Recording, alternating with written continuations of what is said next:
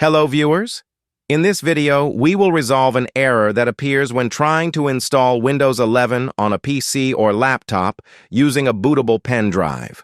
The error message says, Windows cannot be installed to this disk. The selected disk is of the GPT partition style.